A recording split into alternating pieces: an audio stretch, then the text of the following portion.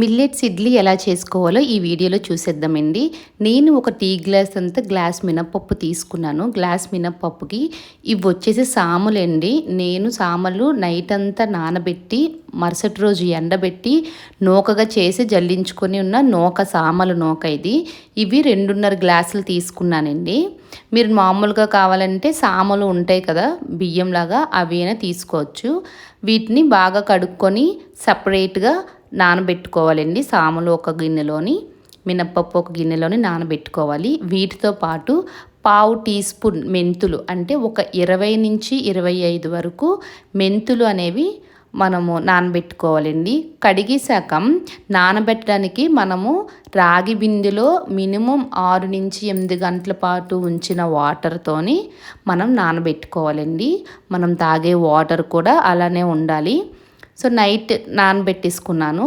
Morning వచ్చేసరికి మినప్పప్పు మనం విడిగా రుబ్బుకోవాలి. అయితే 2.5 గ్లాసులు నూక అనేది వేసుకున్నాం కదండి, అందులో సగం నూక అనేది, అంటే హాఫ్ గ్లాస్ నూక, 2 గ్లాసుల నూక విడిగా, హాఫ్ గ్లాస్ నూక మనము రైస్లో వండుకోవాలండి. హాఫ్ గ్లాస్కి 1 గ్లాస్ వాటర్ వేస్తే మనకి రైస్ లాగా మెత్తగా అవుతుంది.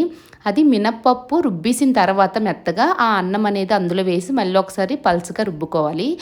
తర్వాత విడిగా సాములు అనేవి మెత్తగా గ్రైండ్ చేసుకుని అందులో కలిపేసుకోవాలి. నేను 1 గ్లాస్ మినపప్పుకి 1 గ్లాసు ఇడ్లీ నూక అనేది తీసుకున్నానండి. ఆ ఇడ్లీ నూక కూడా నానబెట్టుకొని ఒక 1 అవర్ అందులో వేసుకోవాలి. అన్నీ కలిపేసుకొని మనం మినిమం 8 గంటలు అనేది ఉంచాలండి. 8 గంటలు ఫర్మెంట్ చేస్తే మనకి ఇడ్లీలు చాలా మెత్తగా వస్తాయండి.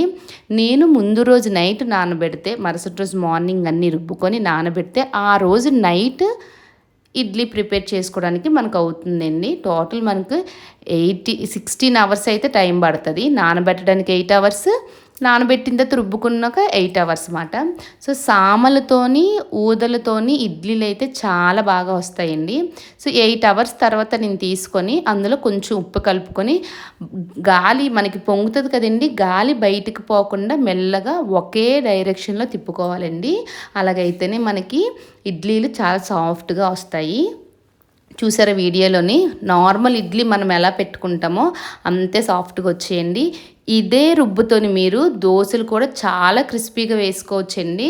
నేను ట్రై చేశాను, ఆ వీడియో క్లిప్ అనేది పెట్టలేదు మాట. దోశలు కూడా చాలా చాలా బాగా వచ్చేయండి. ప్లెయిన్ దోశలు వేసుకోవచ్చు, దాని మీద ఉల్లిపాయలు, కొంచెం జీలకర్ర, పచ్చిమిర్చి వేసుకోవచ్చు.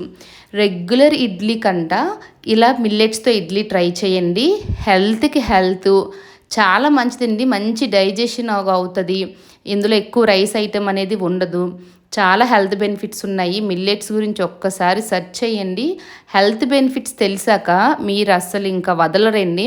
కాకపోతే మిల్లెట్స్తో ఏదైనా వండుకోవాలంటే కొంచెం టైం టేకెన్, కానీ మన హెల్త్ గురించి కొంచెం టైం తీసుకొని మనం చేసుకున్నామంటే మనం ఆరోగ్యంగా ఉంటాము, మన పిల్లలు కూడా ఆరోగ్యంగా ఉంటారండి. మనం ఏం ఆస్తులు ఇచ్చినా ఇవ్వకపోయినా పిల్లలకి మంచి ఆరోగ్యం అయితే ఇవ్వాలండి ఈ రోజుల్లోని. మా పిల్లలకైతే పూర్తిగా నేను అసలు ఇంట్లో ఈ నూకతోని ఇడ్లీలు అయితే చేయడమే మానేశానండి. ఏ టిఫిన్ అయినా సరే మిల్లెట్స్తోనే ప్రిపేర్ చేస్తాను. సో వీడియో నచ్చినట్లయితే మన వీడియోకి ఒక లైక్ ఇచ్చి ఛానల్ సబ్స్క్రైబ్ చేయండి. మరిన్ని వీడియోతో మళ్ళీ మీ ముందుకు వస్తాను. బాయ్.